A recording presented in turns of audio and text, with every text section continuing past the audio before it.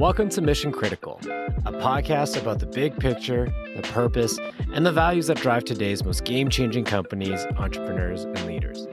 I'm your host, Lance Chung, editor-in-chief of Bay Street Bull, and I'll be introducing you to a group of brilliant minds who are making an impact on the world and forging the path ahead.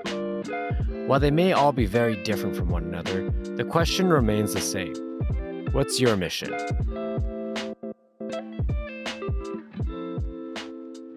Today we have a very, very special guest joining us. Please welcome NBA Managing Director Leah MacNab. Leah, how are you? I'm great, thanks. How are you? Good. I'm so glad that we're able to have this chat. Thank you so much for coming on. I know you have a very busy schedule in general, but also this week is a big one for you as well. We're excited to tip off our first preseason game on Sunday in Edmonton. So yeah, we're getting ready for it. It's going to be amazing. Yeah, things are wrapping up. So I guess to get started, I'm curious, when you're the managing director of an organization like NBA Canada, what does a typical day, if there is a typical day, look like? You know, what's an example of something that crosses your desk on any given day? So I like to say my job is sort of air traffic control. I'm there to kind of make sure people are landing the planes on the right runways, also removing all of the obstacles that kind of pop up. So my typical day involves a lot of internal calls. They often start at 8 in the morning because I'm on a global leadership team, so it's the only time that the whole world is awake.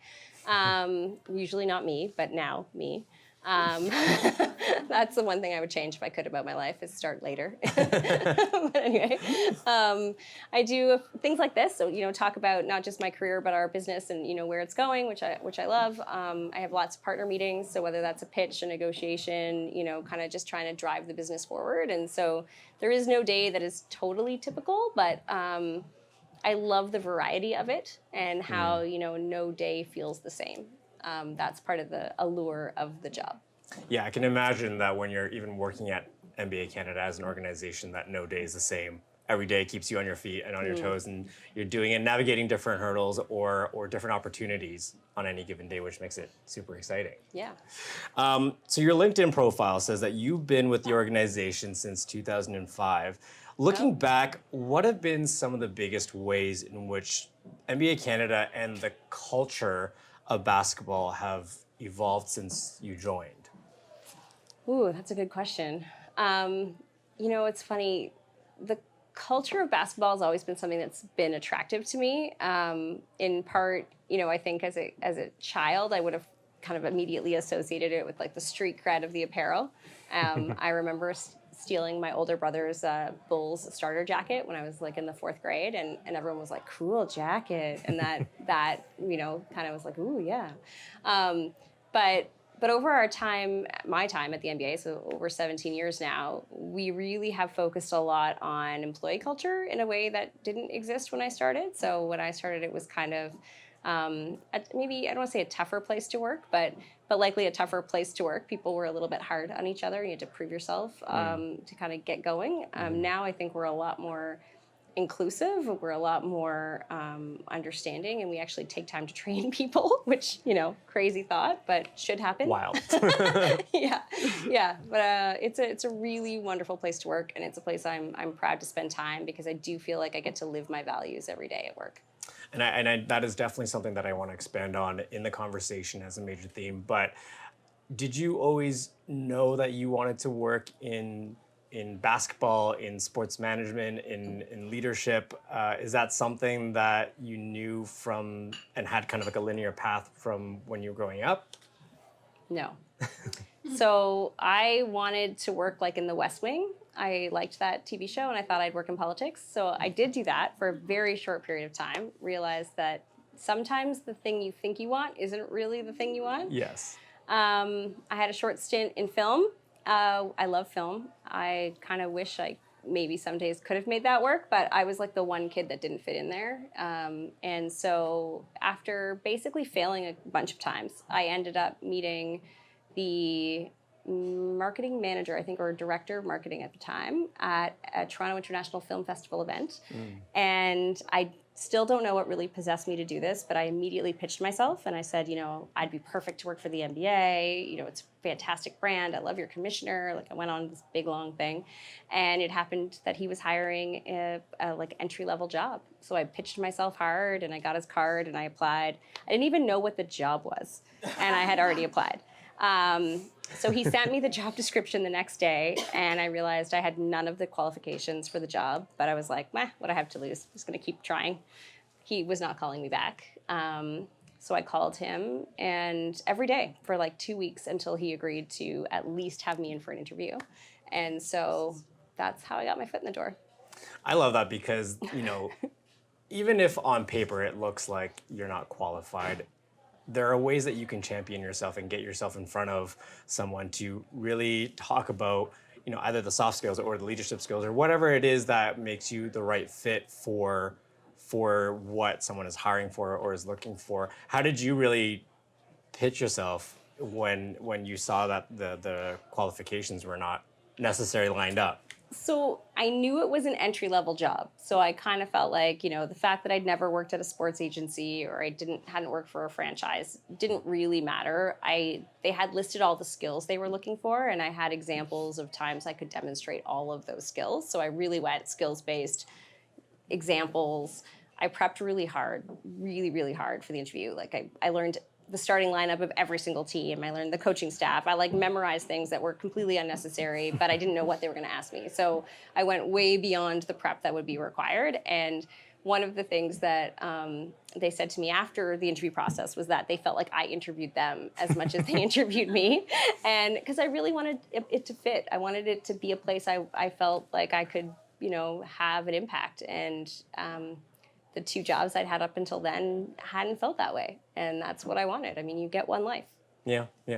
And so you had some experience in film, in politics. What did you draw from those experiences that maybe made you more of a unique fit for this role and your career in the NBA? So this was a really interesting role at the NBA. So at the time, it was a 3-person office, and I was going to be the 3rd employee at the NBA in Canada.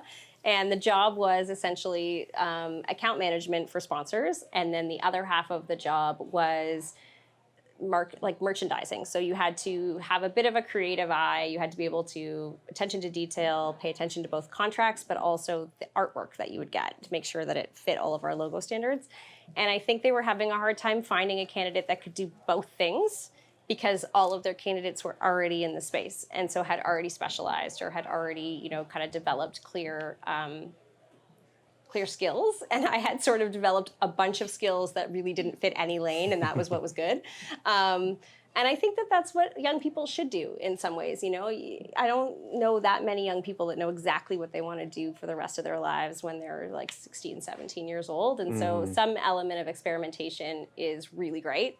And through my career, as I've gotten older and, I've asked for opportunities to be able to drive that kind of experimentation, or I've taken them in, industry associations and volunteer work that is unrelated to my day job, so that you kind of keep having that learning experience, because I think that in itself is really rewarding. And I guess in some ways, being comfortable with being uncomfortable and being open to new learning experiences that will give you those skill sets that are a unique combination that other people might not necessarily have. I mean, that's part of why I do these, right? When I first started and got this job, I hated doing public speaking events. And so you make it a commitment. Like, I'm going to do one every month until it doesn't feel like this horrifying, terrifying thing to do.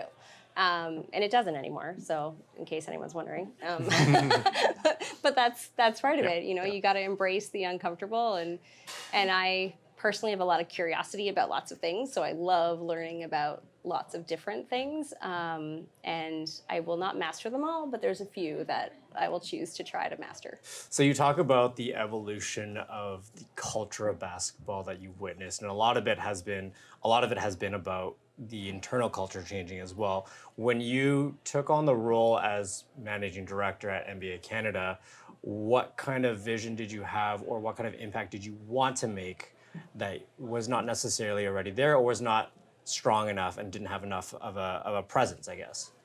Well, I mean, I've been there when I got the job, 15 years. So I had felt like a lot of the things I'd wanted to do had happened because I'd been on the leadership team already. So I'd say there wasn't like one, giant thing that I really wanted to do. There were some things I wanted to change and do differently. I happened to take over right after the Raptors won the championship, which is a fantastic time to take over. I had this idea, and I'd pitched it before I took the job, but to basically have a WNBA preseason game. And so we tried, because of COVID, we ended up not doing it, but we will do one, which we were really excited about next W season. And that was something that I thought was really important for us to do. And I think that the market's at a place now where women's sports are getting a lot more consideration than they were, 15 years ago.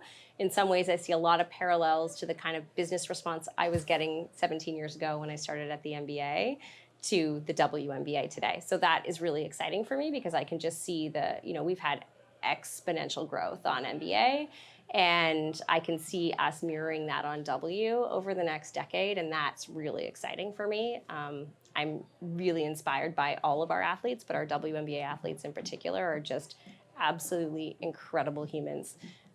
So yeah, that's exciting. And when you say growth and a lot more consideration, do you mean in terms of fan base growth, marketing opportunities and sponsorship opportunities, both things?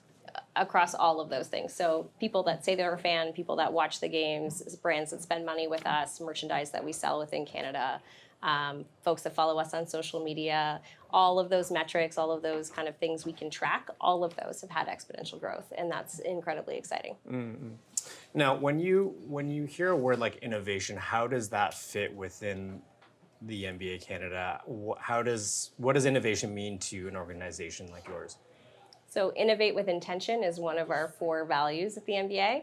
And what it means is essentially being thoughtful about what are we trying to innovate. It isn't just innovation for innovation's sake, but what is the kind of end goal that results from it. So we would have seen, some of you may have seen, but we launched year 2 of NBA Launchpad last week, and that is a program where we work with startups and either PhD candidates to work on solutions around our game. So last year was all about ankle injury prevention, and we wanted folks to help us create solutions for that we could eventually monetize through our teams and other general business.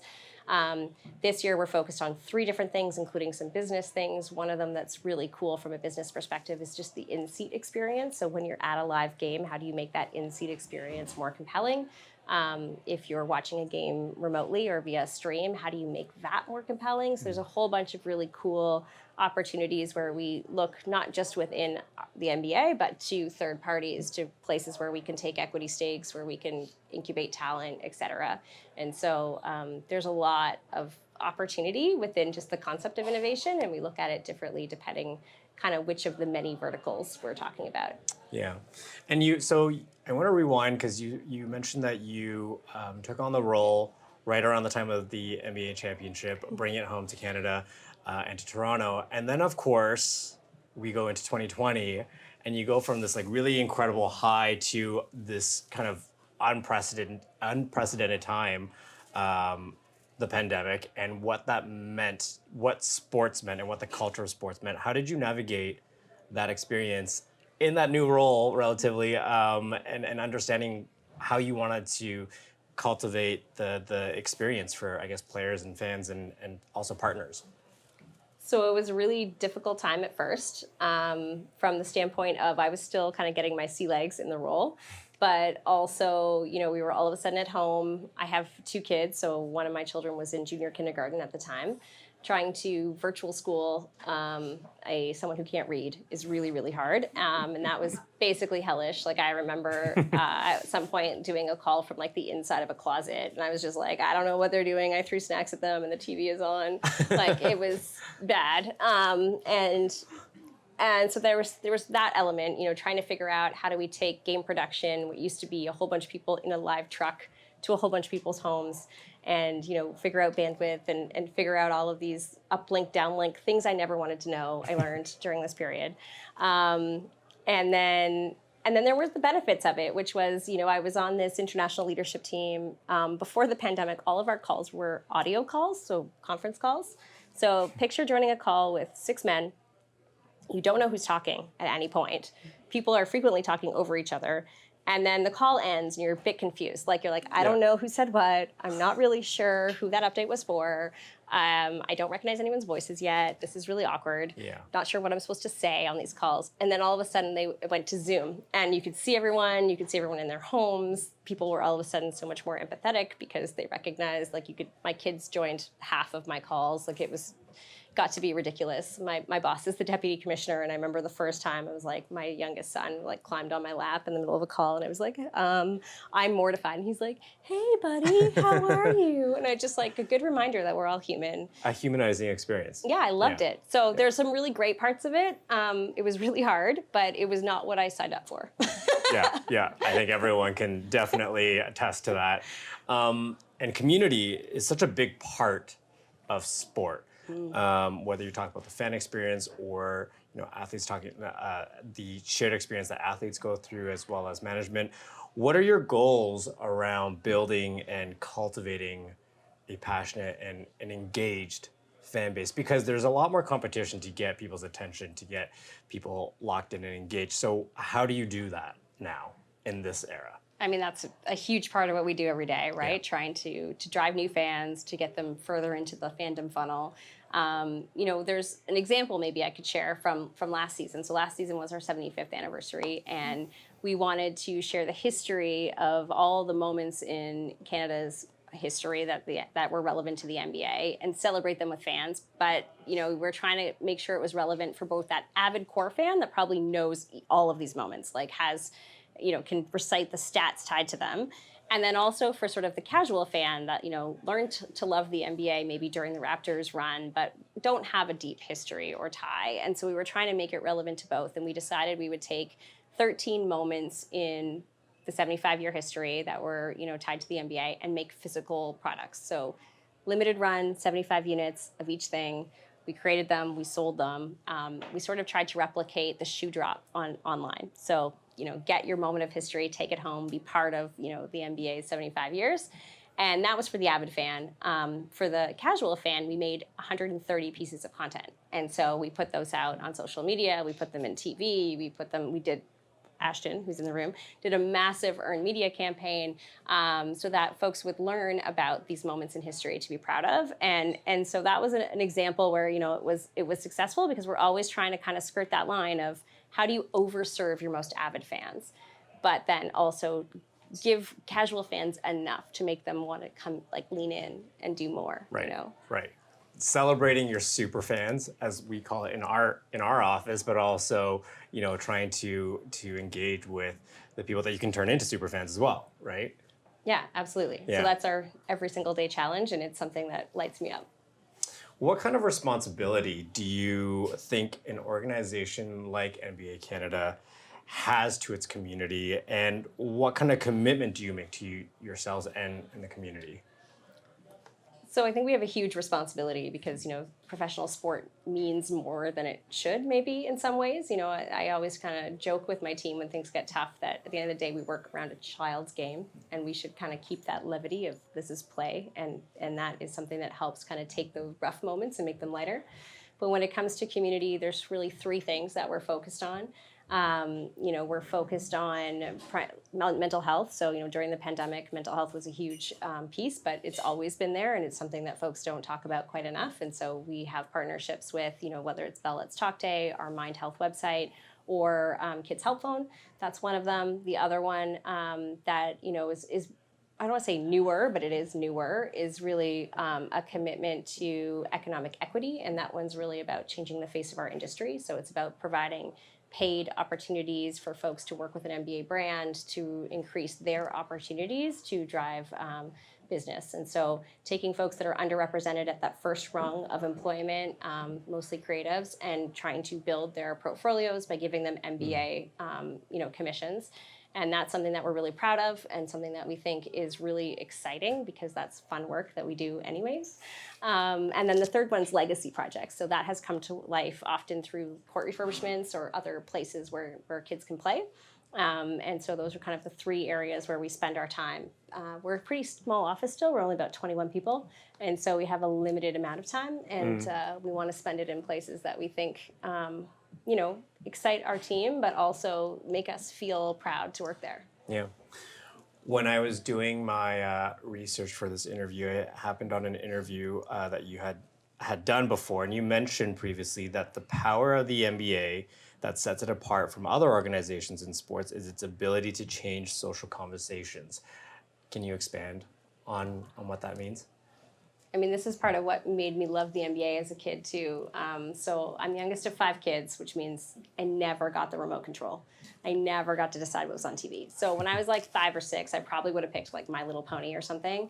But my middle brother was always watching basketball and like would tape the games, watch them again the next day. Like we would watch the same game like 4, 5, 6 times. Right. So you ended up kind of like, I learned a lot about basketball without sort of intending to when I was really young, and then realized I liked it. Like it was kind of like, oh, I actually like basketball. Because I was a bit of a girly girl. I don't know if I would have leaned in that hard had it not been for my brother.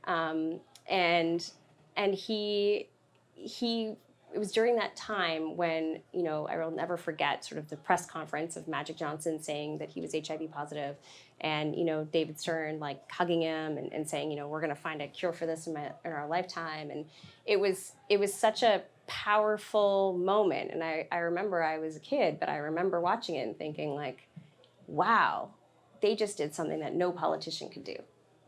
They just changed the whole narrative about this very serious issue in such a way. And I think, we've seen that happen again. The NBA has been a leader through COVID. I think they were a huge leader, through much of social unrest and change that happened a couple summers ago.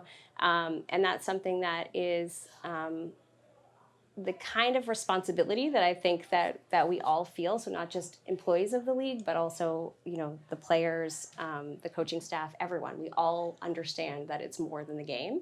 And that's something that's really special and, gives you meaning to keep coming back.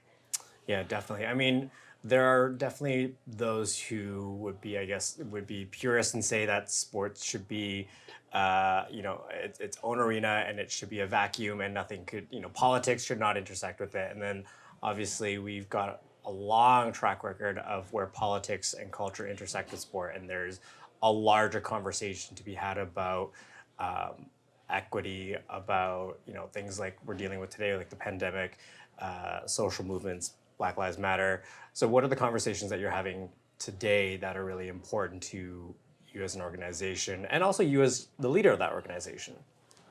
I mean, with our staff, we're very open, and we provide a lot of space for people to kind of express their personal feelings because we think that's really important. I think when we talk about culture, a big change of workplace culture, I think probably most of us feel is that now there's space for people to bring themselves to work.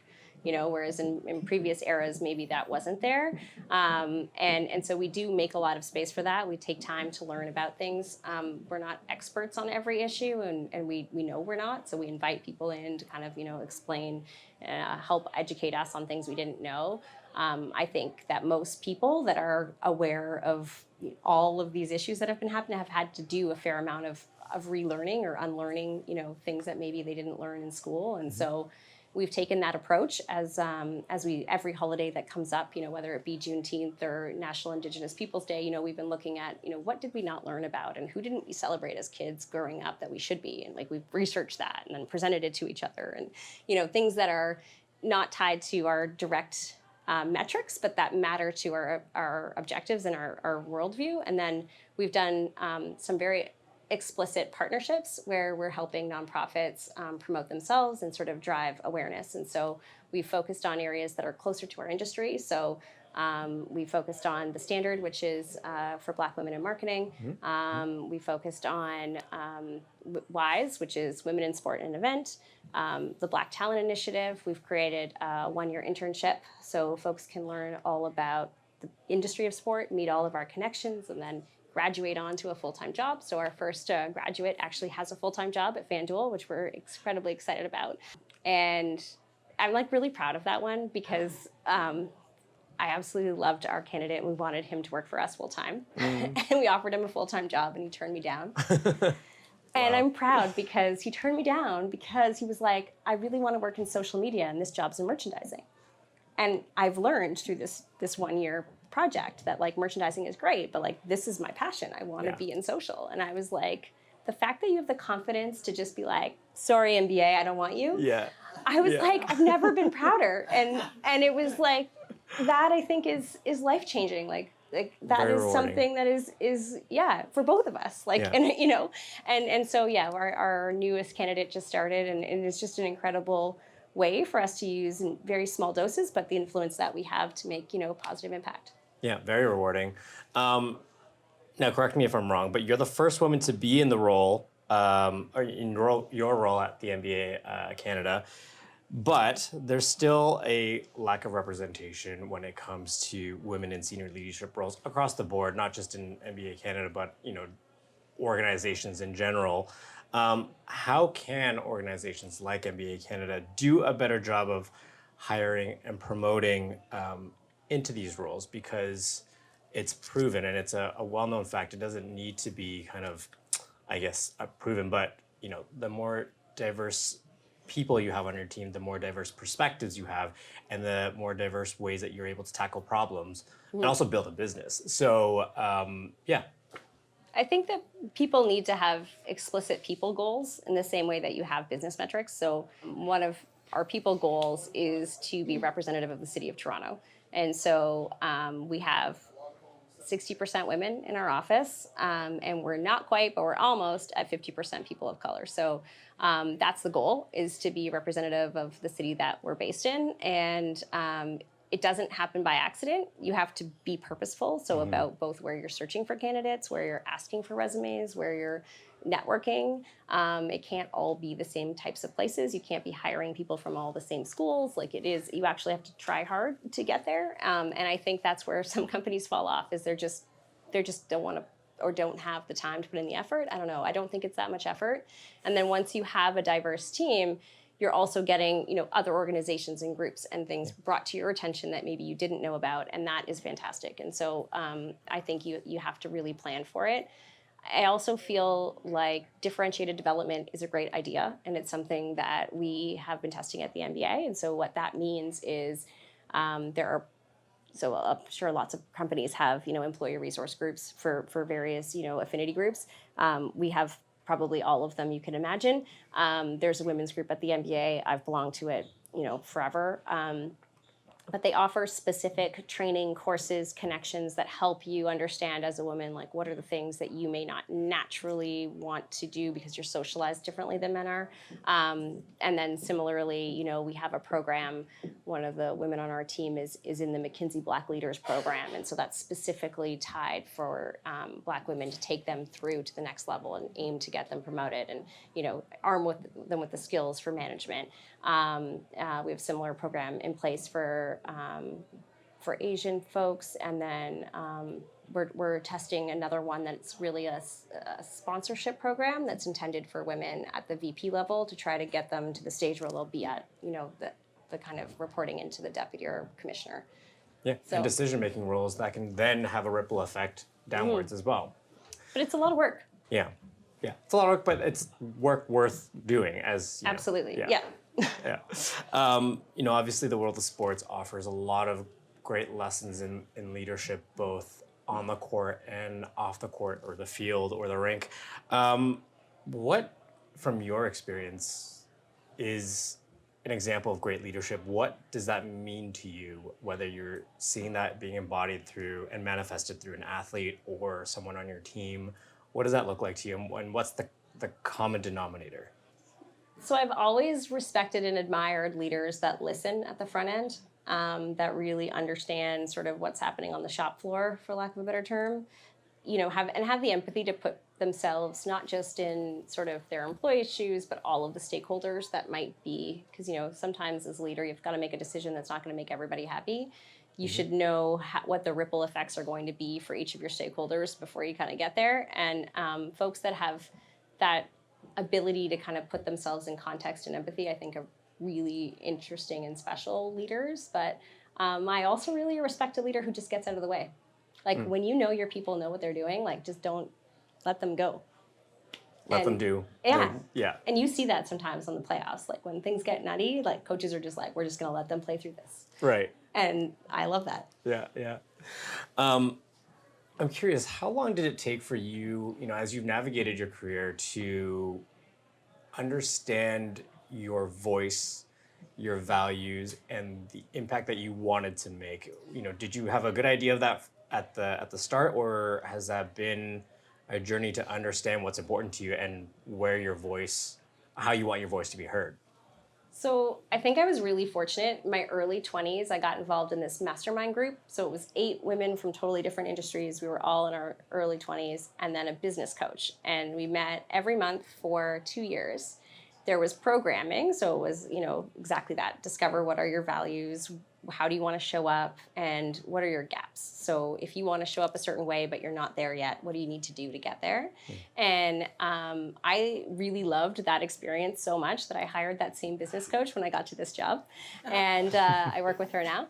And it is a very grounding experience to have someone kind of question all of your assumptions and how you kind of show up at work. And so I know there's a lot of entrepreneurs in the room, and folks probably do work with business coaches to kind of help them kind of keep them honest, have that sounding board. I think that's been really great, and it's a wonderful way to sort of discover kind of those anchor points that are going to hold, be the thing you come back to when you need to make a tough decision. But in terms of impact, I don't think you're ever really done. Mm-hmm. As long, and I think that's something you need to keep looking at, and you need to evolve as sort of the world and your experiences evolve. And so for me, that's kind of ever evolving, but I feel like I was really lucky in that I got to it a lot earlier than most do. And I guess, once you set your goals and you surpass them, how do you set the next goalpost? What's your approach to that in terms of achieving something and then understanding what the next big milestone is going to be like for you? So I love setting the next big milestone. Like, that's probably the thing I look forward to the most. It isn't really the celebrating the milestone that you hit. It's like, what's the next thing? Mm-hmm. Because I actually love the creative process of figuring out how am I going to get to something that seems crazy far away. And so that is very motivating in and of itself. And I'd say it happens almost as I can see the goal coming that we're about to hit. It's like, okay, what are the next 5 things? Yeah. And then it's more about, what's my influence plan to get enough people on board to make this thing happen? How do I get staff to buy into it? All of those things. And, building on what we've been talking about, what gives you courage, to stand up for your ideas, to say no, to make unpopular decisions, scale mountains? What gives you that courage? So this question's funny because I feel like I've never lacked for confidence, if that makes sense. And part of it might be I'm the youngest of 5 kids, right? So I was forever fighting for attention and consideration. And so you get really used to figuring out, how do I repackage the thing I'm trying to get attention for in multiple different ways until someone actually gives me, pays attention to me. So that idea of, maybe not being heard the first time doesn't faze me at all. It's just I was born for this. I'm okay, I got another trick. I'll try something else. Okay, I'm going to look at it this way. So yeah, I don't know that I ever had to consciously exercise the courage muscle. I think part of it comes from, I feel like in the place where I work and the work that we do, it's so aligned to my values that it excites me every day. It is an effort to get excited about it. Yeah. And when we talk about basketball, what is your greatest hope for the sport? What are you most excited by or inspired by that's coming up, and where you're seeing the sport going? Ooh, there's a couple different questions in there. My greatest hope is that we are more popular than the NHL in Canada. My thing I'm most excited about is probably the kind of trend towards personalization and the fact that technology is actually catching up to our ambitions of being able to have one-to-one relationships with fans. And that is incredibly exciting. If you haven't checked out our new app, we just launched a new app today, the NBA app. And it works with, artificial intelligence to actually create for you content and take your preferences and serve you the things you want in the time and manner you want them. And that's just the beginning. And so that is super exciting. to me, because I think that's where we've been dreaming about going for a really long time, and we're there. Yeah, and I just building on that, like, what does the future of basketball look like to you, and how you're engaging with your community again? I mean, I don't think live is ever going away. So Yeah. so live game always happening. We want people in seats. We want people there. The crowd matters. I think we learned that during COVID, and that we want more of. But there's also this ability to create these very segmented, very specific audiences through digital around the world. So where a small audience may exist in Toronto, there could be a large global audience that we can serve differently. And so we're really testing, a lot of things this year, and kind of hoping to learn, which are those things that turn on the segments of our fans that we want to grow. So not just like kids. We're going to have some tests with kids this year, which I'm really excited about. I have 2 kids of my own. And we're going to test, those different types of fan avidity, as well as some of the more casual fans that maybe lean towards fashion. How do we serve them with different content than those that are really into the X's and O's and like the number of assists, and if this player's on the court, then this player really takes off, like that kind of level, because they're all very different conversations, and we have now found a way where we can communicate those at scale. And that's exciting, but in a one-to-one feeling way. Yeah. You have spoken to a few people in this room before this, but we have decision makers in the room, entrepreneurs, people who are small business owners, and also work in large companies. But everyone is either managing a team or in a decision-making role. What is your best advice that you have that you can share with other people when it comes to managing a team and leading a team? I love my team.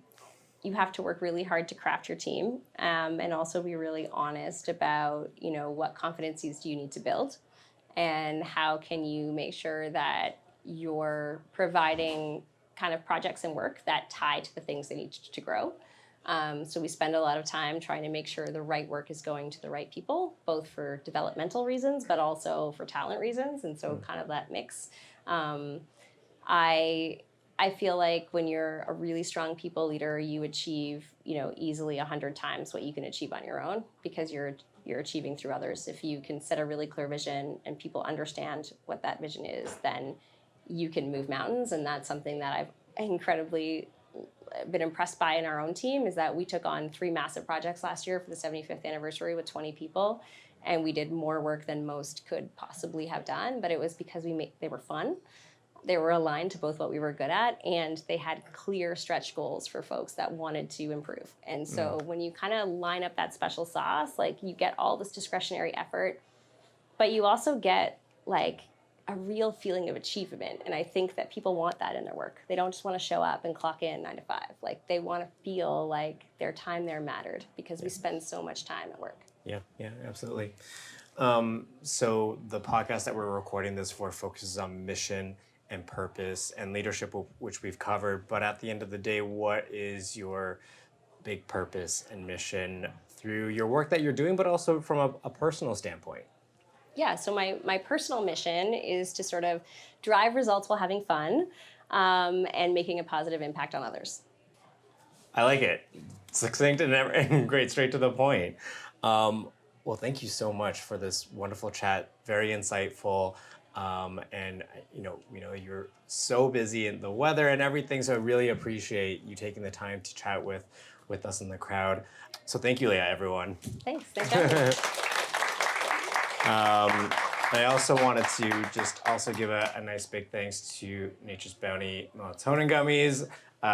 There's a gift bag on the way out. And then before we end, is there any questions from the audience that you may have for Leah about the NBA, about leadership? We can open it up for any questions. Yes. How do you plan on increasing the popularity of the sport in Canada with the limitation of having only one team? So the question was, how do we plan to increase the popularity of the sport in Canada when we only have one team? And so while there's one team physically located here, there are 30 teams that play every single night, and they're on TV every single night. And so we certainly don't see it as a limitation. We love that most Canadians think of Canada, like Raptors, as their team, which is fantastic. And we play into that as much as we can. We collaborate with the Raptors as much as we can. It's fantastic. But we also have a ton of Canadians on rosters across the league, and they are Canadians that are making huge impacts across the league and will continue to. That talent pipeline is not dwindling, it's growing year over year over year. And so we've got these fantastic stories to tell about Canadians playing for great teams, and that's something that we're going to lean into a little heavier this year and moving forward. And now with our app, you can actually follow them. So if, when you look at my app, if I was to show you my personalized picks, every single Canadian on a roster is in that list. And my sincere hope is that for a lot of Canadians, they'll get to know who these folks are and, cheer them on in the same way that they might cheer for the Raptors or, whoever else their team might be. Great. Any other questions? Yes, Kisa. As a woman in sport, I'm also a woman in sport, so I just want to know, is it getting easier to kind of make decisions and having your voice heard and your plans kind of like been taken seriously in like a male-dominated industry? Like, how do you feel kind of like maneuvering through that? I think yes. I mean, I don't know if it's because I've gotten used to it or I do think that in some stage, having the title that goes with the job helps in some way. People look at you differently just because all of a sudden you got named into a certain job, and that's sort of, fairy dust that doesn't exist. But at the same time, I think that that's the kind of thing, like, I still prep super hard for every single pitch I'm going to give, whether it's internal or external, and that doesn't go away. I think that, a lot of women get to their job because they're really, really good. They get the promotions, they're really, really good at the thing that gets them promoted. And you have to work almost doubly hard to learn that to get that next promotion, you don't just have to be really good at the job. You also need to develop all these other skills that all of a sudden are going to be needed of you, and it isn't really explicit. And so that's part of what I meant when I talk about like differentiated development. I actually think we need to spell that out for people.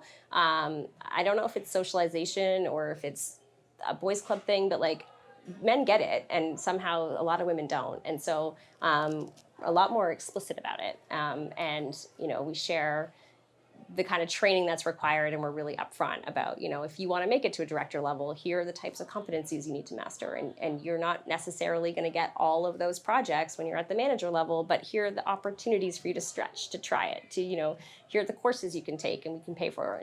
And so I do think a lot of it is asking for the opportunities you want. I've never been told no when I've asked to do something new. And every time my job has started to feel like, oh, I got this, like I know how to do this like the back of my hand, I've asked for a stretch opportunity that sort of pushed me to learn something, to try something new, to, make wider connections in the industry. And they've all been super rewarding.